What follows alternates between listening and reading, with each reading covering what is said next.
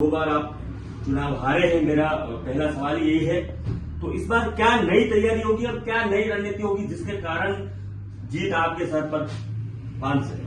अमूमन ये देखा गया खबरों में भूमाफिया पहाड़ी काट रहे या भूमाफियों ने जमीन हड़प ली किसी गरीब की, जिसको पता ही नहीं है, बल्कि उसको अंगूठा लगाना तक सही से नहीं आता। तो इसमें क्या नई पहल करेंगे कि भूमाफिया कहीं न कहीं गरीबों की जो जमीनें हैं, जो छीनते हैं, लगातार मुकदमे भी दर्ज होते हैं, उन पर कोई कार्रवाई या अंकुश लग नहीं पाता है।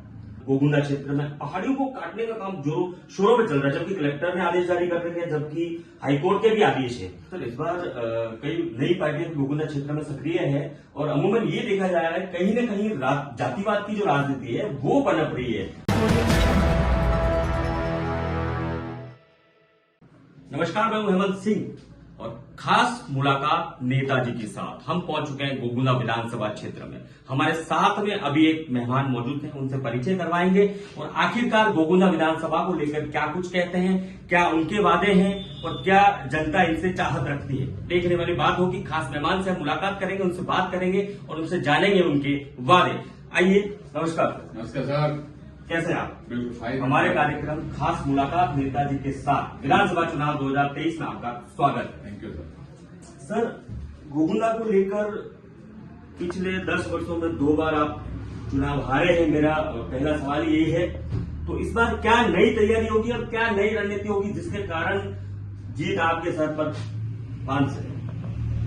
विधानसभा क्षेत्र गोगुंदा ट्राइबल सुप्लान एरिया की सीट है जी, और मैं मानता हूं कि इस बार में हमारे प्रत्येक कांग्रेस के कार्यकर्ताओं ने ठाना है जी कि हम दूर दराज ठाणे एरिया में माननीय मुख्यमंत्री की जन कल्याणकारी योजनाओं के आधार पर जी एवं जो माननीय मुख्यमंत्री जी ने डेवलपमेंट के काम किए हैं जी उनके आधार पर कांग्रेस का हर कार्यकर्ता एकजुट होकर के प्रसार में जुटा हुआ है। इसलिए निश्चित तौर से मुझे उम्मीद है कि आने वाले टाइम पे निश्चित तौर से गोगुंदा विधानसभा क्षेत्र कांग्रेस की जोड़ी में जाएगी।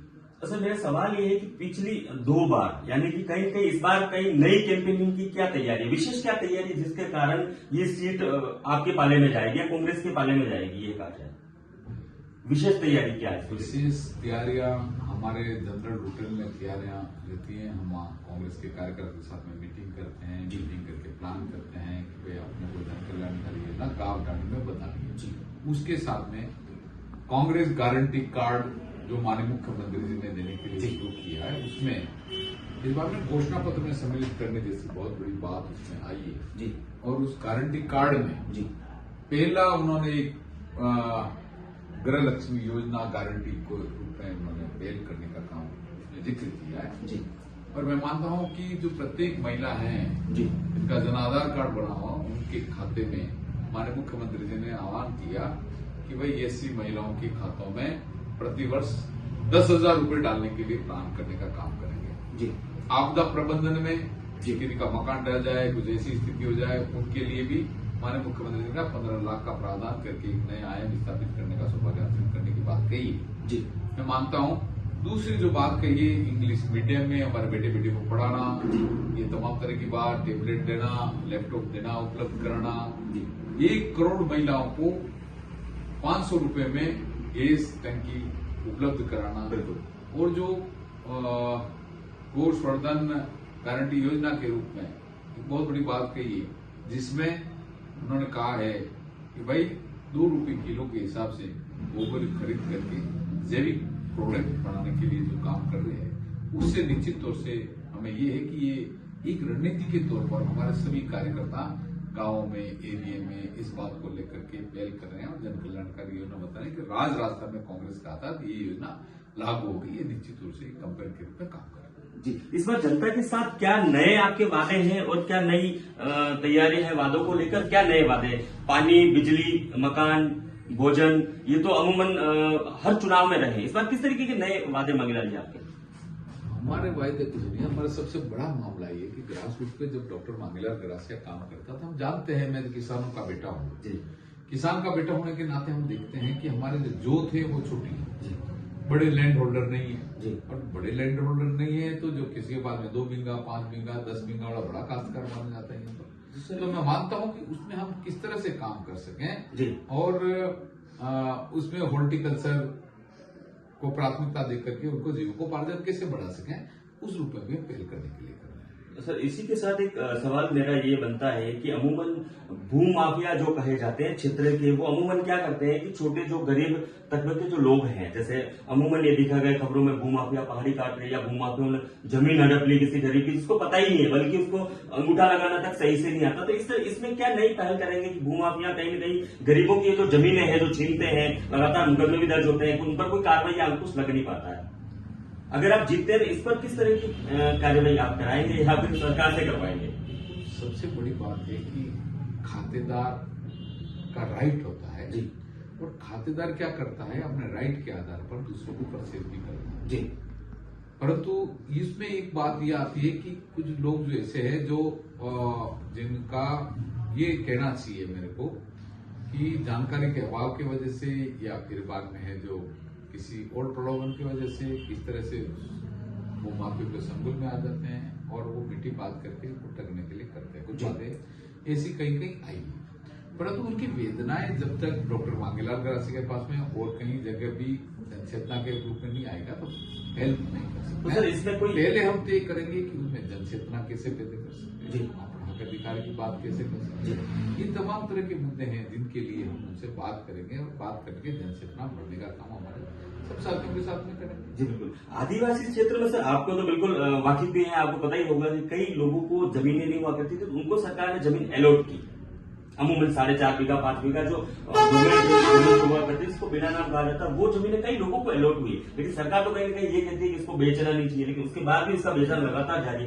तो इस पर किस तरीके का अंकुश लगेगा, क्योंकि इसमें कहीं ना कहीं आदिवासियों को कोई फायदा मिलेगा। अगर वो नहीं बिकेगी तो उनके पास मौजूद रहेगी, तो आने वाली पीढ़ी कहीं की जमीन को लेकर खेती कर सके या आगे बढ़ सके, एजुकेशन भी उसी पे कहीं आधारित है। मैंने ये बात दोहराई आपको कि कोई भी लैंड होल्डर होता है वो अपना अधिकार अपने पास में, परंतु उनको जनचेतना कैसे बढ़ सके कि फ्यूचर के लिए बहुत जरूरी है कि हमारे जो आने वाली जो पीढ़ी है उनके लिए उनको जरूर निश्चित रूप से देखना चाहिए। और जो कई तरह के ऐसे भूमाफिया हैं जिनके लिए जनचेतना बढ़ करके उनको ठीक है। जैसे गोगुंदा की खूबसूरती सबसे ज्यादा गोगुंदा में पहाड़ी क्षेत्र, अमूमन जमीन बहुत कम है, और जहां पर भी देखा जाए अमूमन उदयपुर और गोगुंदा क्षेत्र में पहाड़ियों को काटने का काम जोरों शोरों में चल रहा है, जबकि कलेक्टर ने आदेश जारी कर रखे हैं, जबकि हाईकोर्ट के भी आदेश है।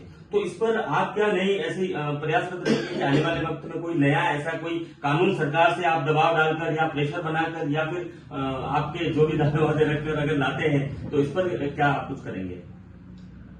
लैंड रिव्यू एक्ट में कई तरह के प्रावधान पड़े। जी सर। प्रावधान अपना काम करता है, कानून अपना काम करता है, और जहां जहां जैसी स्थिति बनेगी, जहां पर सरकार में कोई बात करनी हो, सरकार में कोई विशेष प्राथमिकता बात को रखने के लिए करेंगे। जी। तो जैसे गोगुंदा राष्ट्रीय स्थली में अमूमन आपने देखा है कि पूर्व में 10 साल पहले आप रहे, कई विकास आपने भी करवाए हैं, कई विकास विपक्ष हैं उन्होंने भी करवाए, तो इस पर राष्ट्रीय स्थली को लेकर फोकस क्यों नहीं हो रहा सर? ये जो विकास है वो कहाँ अटक रहा है? मैं माननीय मुख्यमंत्री जी का बहुत धन्यवाद करता हूँ सर कि इस बार में मायरा की गुफा के लिए सर 5 करोड़ का प्रोजेक्ट तैयार कर बिल्कुल जी। हम उसको उत्थान के रूप में करें। जी यही नहीं, महाराणा प्रताप राष्ट्रीय स्थली की जी बिलोड़ा पेनोरमा जो है हमारे को बहुत बड़ा पैसा देकर के तैयारी की कि उस रूप में हमें उसको डेवलप करें। जी। इसको पूरा मेवाड़ कॉम्प्लेक्स में लेकर के तैयारी कर रहे हैं कि हमें महाराणा प्रताप राष्ट्रीय स्थली है उसको कैसे डेवलप करें। जी। तमाम तरह की बातें हैं और जो कमी बेसी रही है, क्योंकि डॉक्टर मांगीलाल गरासी 10 वर्षों से एमएलए नहीं है जी और नहीं है तो कई तरह की दिक्कतें आती हैं। जी। यदि कलम में पावर नहीं होता है तो तकलीफ तो पड़ती है, परंतु निश्चित रूप से अगर यहाँ की जनता गोगुंदा के सभी भाई अगर आशीर्वाद देने का काम करेंगे तो उन आशीर्वाद के आधार पर कलम आगे चलाने के लिए करेंगे। मैं मानता हूँ आने वाले टाइम में ये जो लोगों की आकांक्षा है या हमारे मन में एक परिकल्पना है कि इस महाराणा प्रताप राष्ट्रीय को कैसे डेवलप किया जाए, उसमें हम सब मिलकर के काम करेंगे। सर इस बार कई नई पार्टियां गोगुंदा क्षेत्र में सक्रिय है और अमूमन ये देखा जा रहा है कहीं न कहीं जातिवाद की जो राजनीति है वो पनप रही है, तो इस पर आपको क्या लगता है, भाजपा के वोट कटेंगे या फिर कांग्रेस के? देखो, जहां पर जातिवाद का जहर घुलता है वहां पर ठीक नहीं। लोकतंत्र में जातिवाद के आधार पर हो या धर्मवाद के नाम पर हो या प्रांतीयवाद के नाम पर हो या भाषावाद के नाम पर हो या किसी तरह का अगर कोई इस रूप में होता है तो उनका खामियाजा बोल रहे इसमें। तो कहीं ना इसकी खुशी ये समझ लेंगे कहीं ना इसमें विपक्षी दल को कहीं नुकसान पहुंचेगा या फिर कांग्रेस को साहब ये जो जातिवाद का जेर बोलने का काम ही विपक्षी दल कर रहे हैं जी। और विपक्षी दल जब इस तरह से जेर बोलेंगे तो वो ठीक नहीं है। हमारे यहाँ पर क्या है, वसुधैव कुटुंबकम के रूप में हम यहाँ पर रहते हैं जी। यहाँ पर 36 कौम के भाई हैं और 36 कौम हम आज दिन तक देखते आ रहे हैं कि एकजुट होकर के हम काम करते हैं, चुनाव लड़ते हैं, भाईचारे के रूप में काम करते हैं। कोई किसी के रूप में जातिवाद का जेर नहीं बोलता है, परंतु इस तरह के लोग आजकल लोकतंत्र में आने लगे हैं जो जातिवाद का जेर बोल करके राजनीति और तुष्टिकरण करना चाहते हैं, उसको बर्दाश्त नहीं करेंगे। और हमारे सब लोग जानते हैं कि जातिवाद के नाम पर कोई अगर इस तरह से काम करता है तो उनका खामियाजा उनको भुगतना पड़ेगा। सर ये प्रताप महाराणा प्रताप की राजतिलक स्त्री है कहीं कहीं, और भाजपा ने इस बार वापस उसी दावेदार को मैदान में उतारा है भाजपा से। आप जानते ही हैं प्रताप लाल जी गमेती को, जिनके ऊपर पिछले 2 बार तो इस तरीके के आरोप लगे। एक बार गोवा की इस तरह की तस्वीरें वायरल हुई, आपने स्वयं ने देखा होगा, आम जनता ने देखा, गोगुना ने। तो इस पर आपको क्या लगता है और आप इस मामले को लेकर क्या कुछ सोचते हैं? उन पर कार्रवाई हुई नहीं हुई, क्या कुछ रहा इसमें आप? देखो ऐसा है, ये जो गोवा की तस्वीर हो या अन्य जगह की तस्वीर हो, ये कोई बात निकल करके आती है तो वो देश दुनिया में आप तो कह रहे हो कि आपने देखी होगी मैंने ही नहीं, जो पूरा विधानसभा क्षेत्र नहीं पूरा राजस्थान और पूरे देश में ये तस्वीरें देखी है जी। तो जो प्रबुद्ध जन है, बुद्धिजन वर्ग है जी, जो आदमी जानता है, पढ़ा हुआ तबके का भाई है जी, और बिना पढ़ा हुआ भाई भी समझता है जी, कि इस तरह से लोकतंत्र में ऐसे लोग अगर लोकतंत्र में आ गए जी, तो वो क्या विकास कर पाएंगे, विकास की थ्योरी क्या होगी।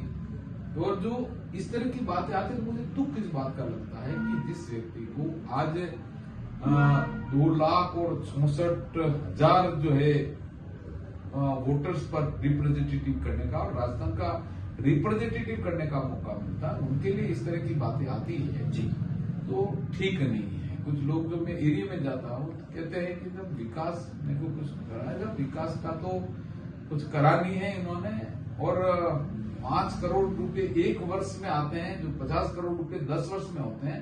एमपी को 250 करोड़ रुपए बनते हैं और एक वर्ष में 25 करोड़ रुपए उनके कोटे में आते हैं, तो 300 करोड़ रुपए टोटल मिलाकर के होते हैं। तो गाँव और ढाणे में घूमता हूँ, मैं कहता हूँ कुछ आपके पंचायत में आए क्या, तो वो जो कहते हैं कि हमारे में 1 रुपया नहीं आया, अभी कहाँ कही है, तो वो कह रहे हैं कि ये पैसा जो है विकास के लिए कि गोवा में खर्च हुआ है या एमपी में खर्च हुआ है, इस तरह की बातें वो कहते हैं। मैं कह रहा भाई ये क्या मामला है, आप सब समझते नहीं हो क्या?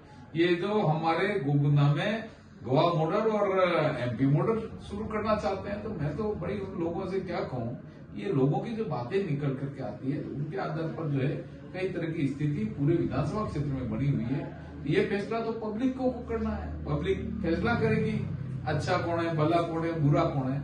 सर एक सवाल इसी में से आपकी बात में से सवाल निकल के आता है कि आपने बताया 50 करोड़ रुपए 5 साल का बजट आता है गोगुंडा विधानसभा, तो आपने इतना तो ध्यान दिया होगा विधानसभा क्षेत्र में, कितना बजट इन पिछले गत वर्षों में धरातल पे लगा?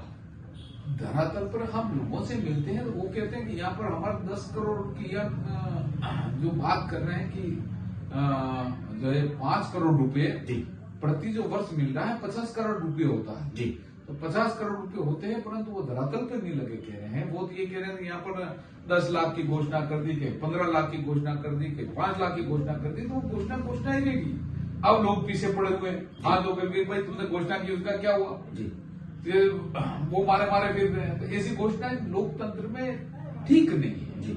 हमारे जैसे लोग भी कहीं अगर आगे आने का मौका मिलता है तो लोग कहते हैं ये लोकतंत्र में ये होता है कि ये लोकतंत्र में विश्वसनीयता खत्म हो जाती है। भाई जी, इस तरह का काम नहीं करना चाहिए। मैं इसके सर इसी में से सवाल ये बनता है कि उनके ऊपर जो आरोप लगे लगातार, और इस पर महिला सुरक्षा को लेकर अगर कांग्रेस आपको जनता आपका साथ देती है तो महिला सुरक्षा को लेकर क्या नए आयाम स्थापित करेंगे आप गोगुंडा क्षेत्र में? जिस तरीके के आरोप की अपोजिशन में जो जिस तरीके के आरोप लगे उन पर, तो आप क्या नए आयाम स्थापित करेंगे आने वाले वक्त में? माननीय मुख्यमंत्री जी अशोक जी गहलोत ने पूरे राजस्थान के लिए जो कानून बनाया है जी, आप जानते हैं जी कि इस तरह के कानूनों में कोई कोताही माने मुख्यमंत्री जी ने नहीं करी जी सख्त से सख्त सजा करने के प्रावधान को तमाम तरह की स्थिति को ध्यान में रखते हुए महिलाओं को पूरा अधिकार देने की बात माने मुख्यमंत्री जी ने कही है जी मैं उनका धन्यवाद करता हूँ और हमने भी यही ठाना है कि इस बार में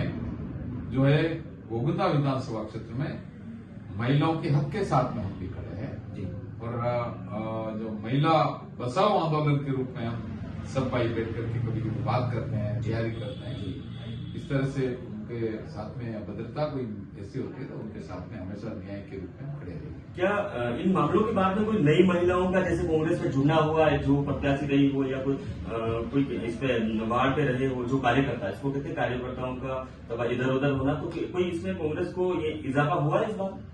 निश्चित रूप से कांग्रेस के जो कार्यकर्ता है उन पे जी महिलाओं का विश्वास है जी बीजेपी के लोग जाते हैं तो महिलाएं दरवाजे बंद कर देती है भाई इस तरह की स्थितियां है कांग्रेस पार्टी के जो वफादार आदमी है हमारे सब साथी अच्छा काम करते हैं कभी कोई लांछन नहीं लगने वाले लोग हैं उनसे बैठ करके बात करके महिलाओं का पूरा जो है आगमन हुआ है हमारे पार्टियों में विभिन्न पदों पर हमारी महिला काम कर रही है और आज जो विधानसभा क्षेत्र में महिलाओं का जो क्रेज बढ़ा है और विश्वास बढ़ा है तो कांग्रेस के साथ में बढ़ा है नहीं मेरा ये कार्यकर्ताओं में कोई बढ़ोतरी हुई है इस बार? निश्चित रूप से कांग्रेस के कार्यकर्ताओं में महिलाओं की प्राथमिकता और भागीदारी रही है भाई। युवाओं को लेकर सर इस बार क्या रहेगा क्या रुझान रहेगा गोविंदा को लेकर? अमूमन ट्राइबल क्षेत्र से देखा जाता है कि कहीं कहीं जन चेतना की तरह युवा बाहर पढ़ने या फिर बाहर व्यापार करने निकल रहे हैं तो युवाओं को लेकर यहाँ लोकल स्तर पर उदयपुर स्तर पर क्या कुछ रहेगा आपकी सोच इस पर?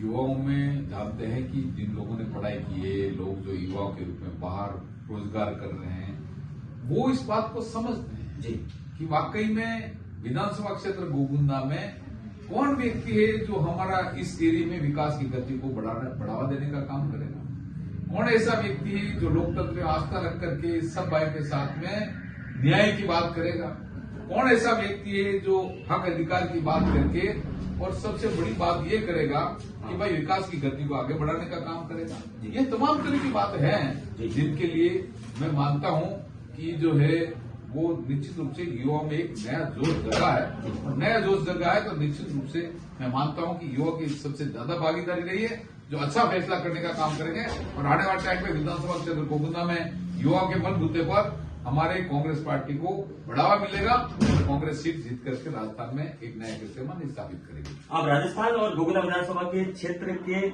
तमाम लोगों को क्या कुछ कहना चाहेंगे हमारे चैनल के माध्यम से?